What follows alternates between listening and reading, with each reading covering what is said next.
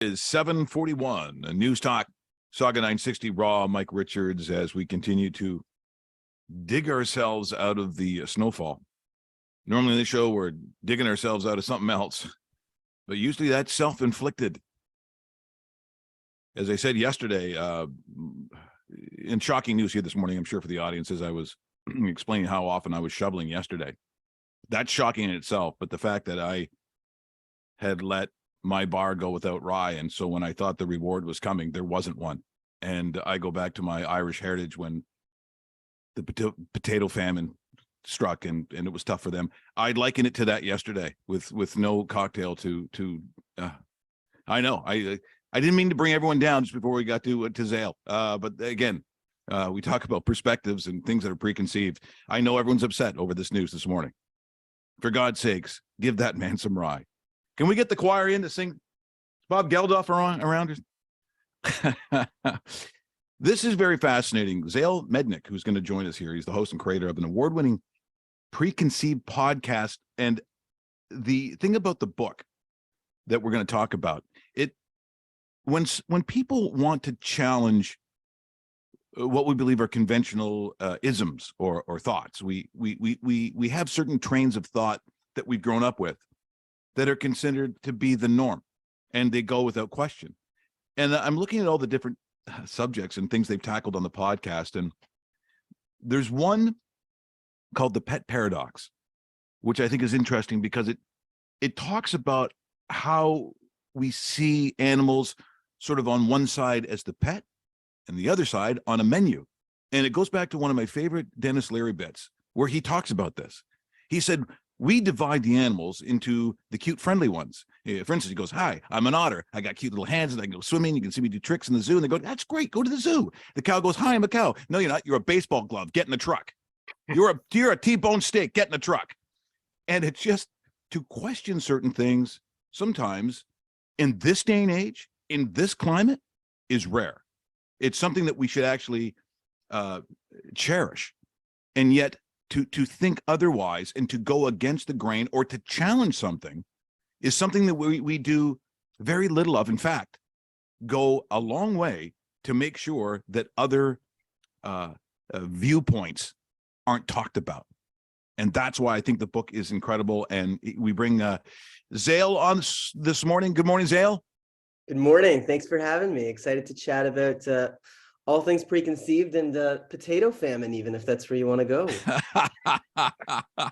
Oh, and the Irish will bring that out at the worst times too. I mean, it wasn't yesterday, but if you're playing golf against an Irish guy and he starts losing, he'll start talking about, well, you don't know what it was like, the famine. I go, it's 2023. It's you're bringing this one back, but it's the idea of to challenge, as you said, the preconceived notions where we just should accept everything, even something. And the first thing I saw in this was Shakespeare actually any good?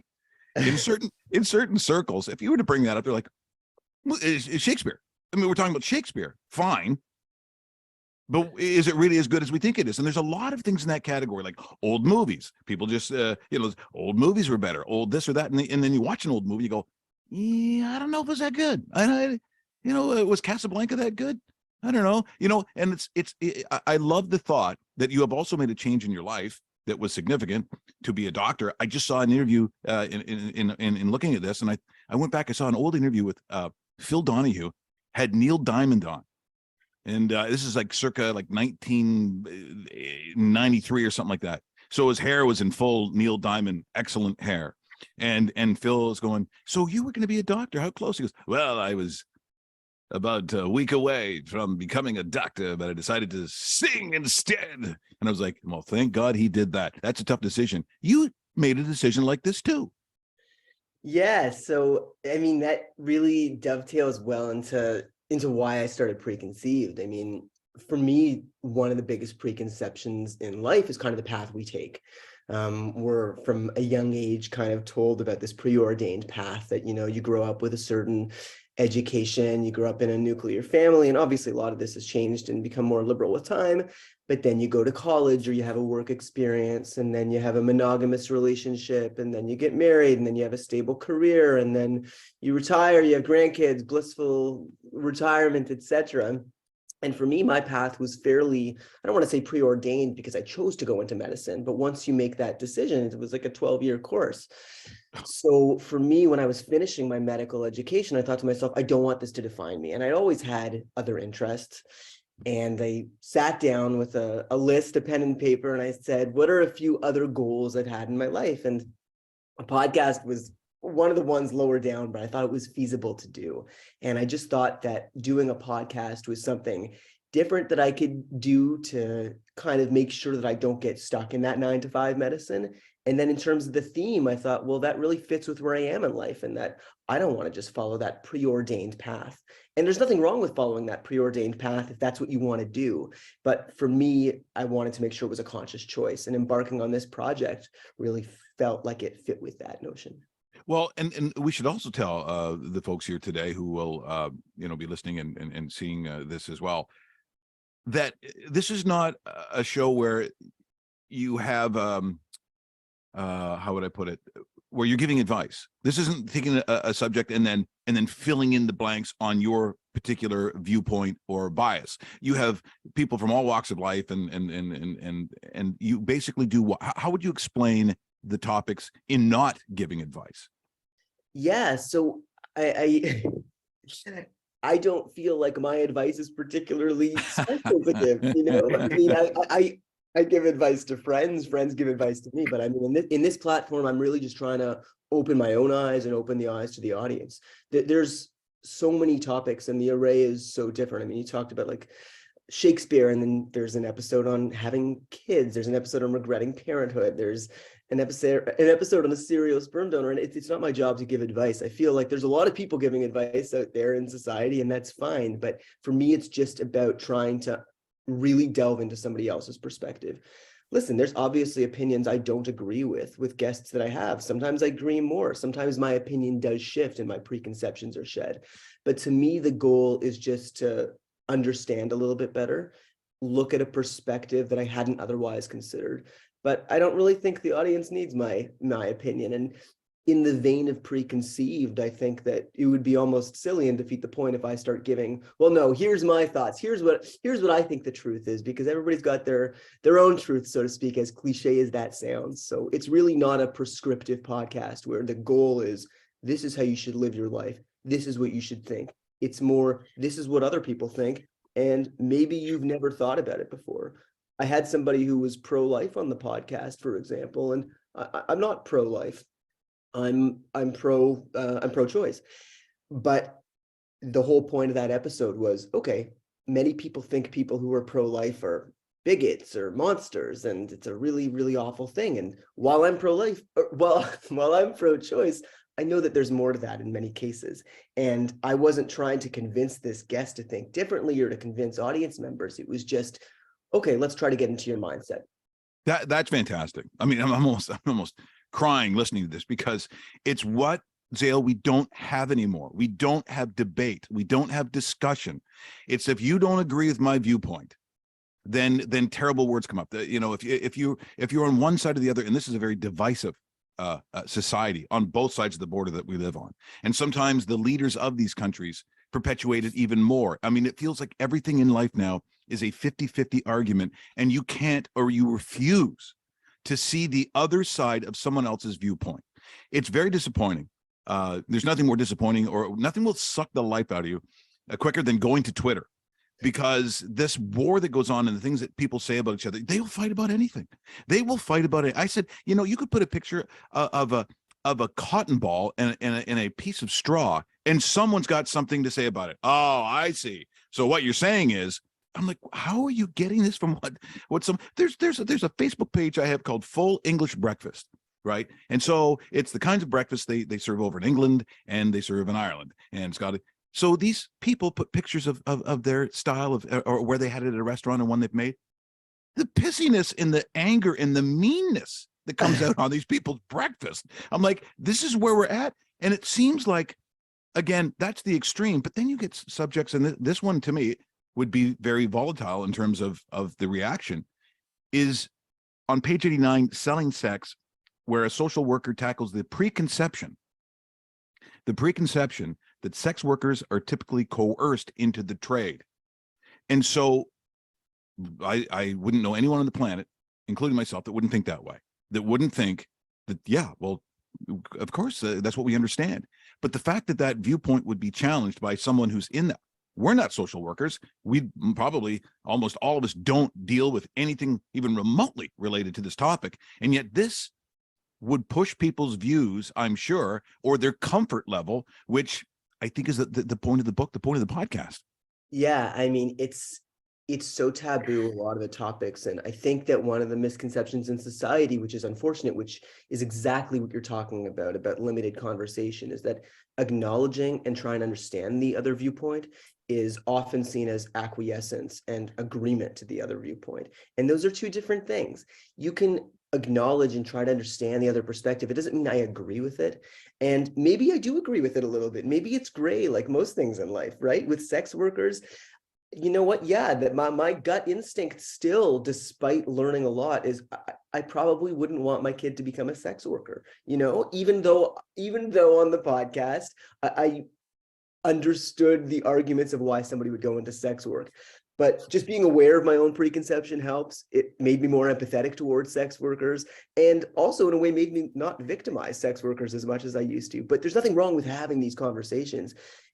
We should be able to. It doesn't, yes, it's too taboo to have the conversations right now a lot of the time. So that's why I think Preconceived has been fun, and it's a safe space to just, safe space sounds a bit taboo, a bit cliche, a bit cliche, but it's just a place where you can kind of ask these questions and in a non-judgmental way. Well, Chris Houston, who's also joins us, who, as I said, brings us these fabulous authors, and it's amazing how maybe upon reading the first couple of sentences, that, because Chris writes very well, so he writes these beautiful emails, and when I first see, as the topic hits, and sometimes I'll read them, I'll go, oh boy, here we go. Here's a live one. It's this is basically a sports morning show where people are upset about a third line center, or the fact that the Raptors aren't winning, or the Blue Jays haven't traded for the right people.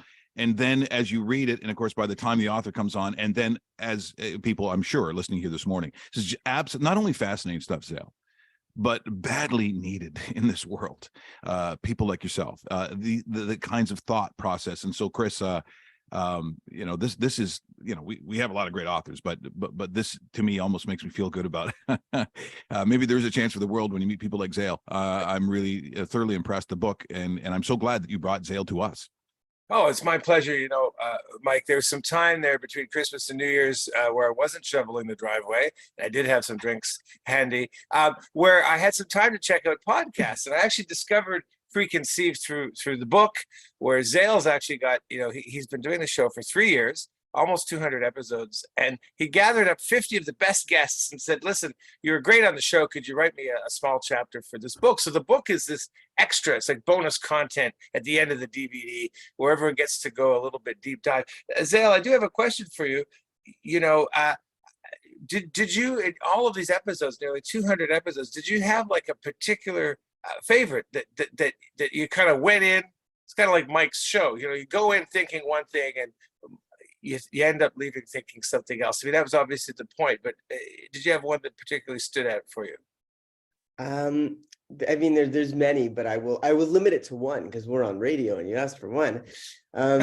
I think there's one that I did called Regretting Parenthood. And it's with this Israeli sociologist who's so kind, and I really, really enjoyed speaking with her. It's just very warm, but that's beside the point. She started doing a lot of research about parents who didn't say, I love my kid. It's been really tough raising my kid, but I would do it again because the smile's worth it. These were people who self-identified as, no, I love my kid, but I would not have kids again. Wow. And that's a pretty strong statement. And that's a pretty tough thing for a lot of people to grapple with. And a lot of people would think, wow, how could somebody ever say that about their kid? And as somebody myself who has debated having kids, it was poignant for me to listen to. And the most interesting thing about what she said was when I asked, have any of these people told their kids? And she said, yeah, they have. And I said, a lot of people would think that's a pretty heinous thing to do. And she said, you know what, though? It really enhanced a lot of those relationships. And another thing that she said that I really resonated with me in other areas of life was this notion of regret. She said, we live in a society where you're not allowed to regret. We have these phrases, to no regrets, or sure, I don't regret it because it made me a stronger person. And there's nothing wrong with regretting something. There's nothing wrong with saying, you know what, I wouldn't do it the same way again. And that's an extreme example, but I feel like the power to be able to regret and to not always have to couch something in the positive is okay. And that surprised me, but it was also really, really insightful. Yeah, my wife tells me that every day. Just so we're clear. But that she regrets having you, or regrets having kids? No. The son's great. The other decision, not as good. So okay. Yes, absolutely. Fantastic interview. I knew it would be. In fact, I am pretty sure with some projects coming up, we may be calling on you again because it's that freedom of thought, the freedom to explore the other side, the freedom to delve into something that maybe even from your own personal standpoint that you may not even agree with, that might be something against a preconceived notion. To me, that is the beauty of what should be debate and conversation. And I just, so good for you. I don't think I've ever said to an author that's got, but good for you. God bless you, because that is amazing. The book is available where, Chris? So where are we getting this book? You can get it in bookstores. Indigo has it. You can get it online, Amazon.ca, Indigo.ca. And of course, you can check out the podcast for free at the outset. It's all up there, preconceivedpodcast.com, or search it out. And the book is fantastic, 50 different chapters based on guests Zale's had. Unbelievable stuff. Chris, thank you, a winner as always. And Zale, I'm sure we'll talk again. I just absolutely loved this morning, and brilliant book, brilliant podcast. And thank you so much for joining us here today. Thank you so much for the kind words and for having me. I really, really appreciate the time, and thank you so much. That is Zale Mednick, not Dr. Zale Mednick. Zale's fine. Yeah, Zale's fine. I tell people I'm a doctor and no one believes it.